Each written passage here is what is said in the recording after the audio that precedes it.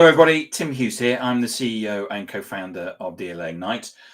Today is my 9th birthday. Well, this podcast is 9 years old today. And we've got Helen Armstrong, and Helen and I are going to talk about building business cases for human resources. I saw Helen at a conference and you were excellent at talking about it. And I just feel also it's not just about HR, is it? I think it applies to just about any other system that you were basically applying for, certainly that. But we're just going to focus on HR today. So Helen, where can people find you? They can find me on LinkedIn, Helen Armstrong, or at my website, silvercloudhr.co.uk.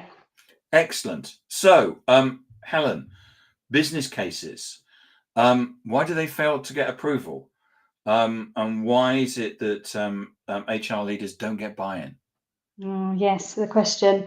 Shall I start with just a little bit about why I feel I'm qualified to talk about this? Yeah, why not? Yeah. So I'm an HR person by background, but I've always heavily focused on tech and transformation. I tried the days of being a generalist HR person. I'm not very good at things that aren't black and white. I found people quite difficult. So I thought systems and process would be much more up my street. So that's my background. And off the back of that, a lot of what you have to do is get business cases and sign off for new technology, new ways of working. So from quite early on in my HR career, I was involved in doing a lot of that. So Silvercloud, my business, we're a consultancy. So after many years of working in-house in transformation, developed Silvercloud so that we can just do more of this, supporting CPOs, HR directors with their business cases and implementing new ways of working. So yes, I've done a lot of this, and the way I'd position it, I think, is I always talk. You need to talk the CEO language if you're trying to get any business case off. So primarily, what I deal in is HR and payroll tech. So normally, it needs quite a bit of an investment because it's going to be software costs and then implementation costs. So you have to have a really structured business case for that.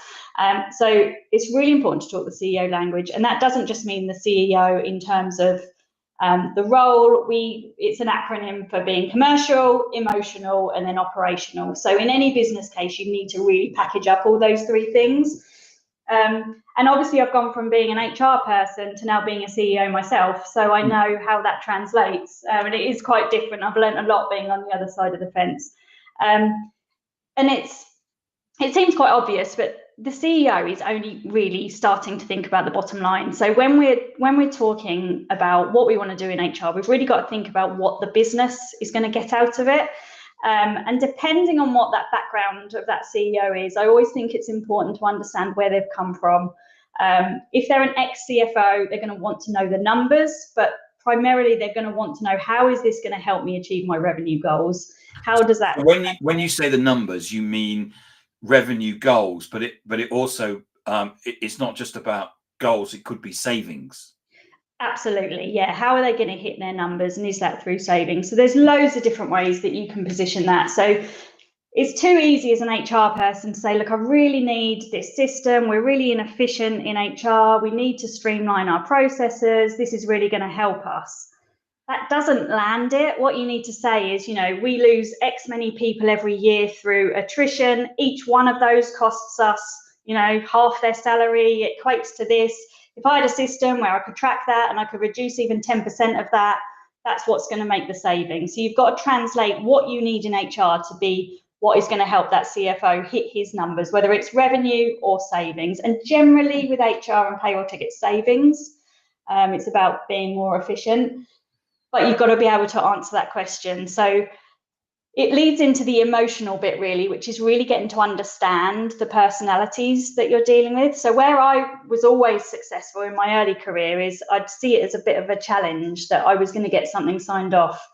You don't do that just by plonking a bit of paper on someone's desk saying, can you read this and sign this off, please? It takes weeks of building that relationship up, finding out who's going to sign that off. When I very first started working in London, I remember my HRD at the time said, and I was, only young then, in my early 20s, he just said, the best bit of advice I can give you is network with everybody here, go for lunch with every single person and learn what they're doing. So if you can do that with your CFO, or even for the person that reports into the CFO, to really understand what is keeping them awake at night. Is it, for me, I'm a consultancy. If I lose consultants, if they leave, I have a big revenue gap because that's lost revenue for me. But it might be, if you're in retail, it's something different. So really understand what is keeping that person awake and how is your business case going to answer that business problem. And it might just be productivity gains. It might be, getting people onboarded quicker. Again, for me as a consultancy, the sooner we can get people up and running and working with clients, the sooner we're going to be generating revenue. So it's really trying to understand just that also is partly customer experience, isn't it? Because quite often we think of customer experience as being some sort of call center, but actually customer experience is how do we deal with the customer? Yeah, absolutely. And in an HR world, the customer is often the employee. So we're always in a war for talent, whatever industry you're in. You never want to lose great employees. But if you've got rubbish systems supporting their ways of working, you get a brand new recruit in, they have to deal with bits of paper and, they've come to work, they've been on their phones, listening to music, checking they're used to using Spotify and Facebook and TikTok. Yeah, and they come to work and there's some ancient system they have to use. Yeah, and that's the first impression of your business. And your competitor's got something really whizzy and they've just come from there and they're like, why did I leave? Like, what is this all about? It is first impressions. So it's employee engagement, but ultimately it can impact the customer as well. Like if you're in retail, you need a good system to help you with your workforce planning, who needs to be where and when. If it's a bank holiday and it's sunny, you might need more people than if it's a bank holiday and it's rainy. Like all those, the tech can support that. So it really does impact everybody. But you need to really understand what is the problem that you're trying to fix and how can HR do that. And one of the, you just got to build those relationships. I think it's too easy just to focus on the bit of paper. And yes, 100% you need to do that. But you've got to get them on sign. You've got to build their trust. People buy from people, even in an HR business case situation. Like they need to know that they can trust you and that you understand it. And that takes time. You've got to build those relationships or learn who to build them through. And then it also goes to the O in the CEO, which is the operational. You've talked the numbers. You've understood the personality and what they need to achieve out of this, but they also need to trust that you can deliver on what you're positioning to them. So you need to be talking with detail, with due diligence. You've done your research because, I know as a CEO, if someone comes to ask for money from me, yeah, it's about the spend, but do I trust that person to deliver it? So you've got to be really thoughtful about how you're going to do it. But that comes last. That comes after all the other stuff that's been spoken about. And that, if you're choosing tech in my world, it will be, this is how we're going to manage a vendor selection process. This is how we're going to manage data translation. And you've really thought all that through to show how you're actually going to implement it. So your business case needs to have all of those things. To make sure that you can. So what are the key elements that make a strong business case? So of course we're going to put some sort of monetary value in terms of it's going to cost us so much and we're going to get something back. But there must be other things in there as well, which we need to be looking at.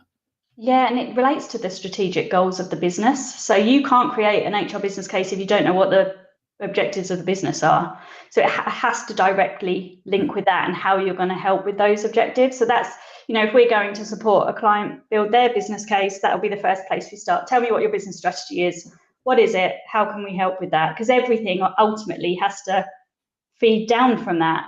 So that is where you have to start. But there are some really easy ways you can do some calculations for return on investment. We've got to be honest, return on investment has to be part of the business case. You have to have numbers in there. They have to be sensible numbers. It might be something like if you're outsourcing your recruitment to a recruitment agency, maybe you spend 1.2 million on that. If you can improve some of your internal recruitment and save just 10%, that's £120,000. That's an easy sum. Yeah. And I'd argue you could do a lot more than that. So, stopping people leave for is, presenting yourself as the employer of choice in the marketplace is going to have an impact in terms of the reduction in recruitment costs. Yeah, 100%. I think there's a stat that says it costs about half a person's salary to replace them. If you know how many leavers you've got in a year, that's a lot of money that you can, if you can just reduce even a tiny percentage of that, you're going to save, you know, whatever it costs to have a system. So it's those kind of stats that you can really look at. And there's some, you know, some details on our website you can download to give you some of those examples. And the other thing CEOs and CFOs like is data accuracy. Headcount reporting, I mean, you should be able to do that in this day and age, but the way finance do headcount reporting is often different to how HR do headcount reporting. And if you can go in and understand that that's a problem and you can fix it, they'll be like, okay, yeah, we need this. Like, this is going to help me to do my job as a CEO and a CFO. But data and compliance is a really good way to get a business case. Is that because they're mixing up people with whole-time or full-time equivalents? Yeah, they're looking at it in terms of just FTE and like how many people, whereas in HR we're thinking who's on maternity and someone's on secondment, and it's about people heads rather than FTE heads. But even just data as a whole, like if you can save a finance team, it's often the finance teams that end up doing all the reporting for HR because you know, the systems are complex or they're trying to pull multiple systems together to get a report. If you can take that time away from a finance team, and CFO is going to love that.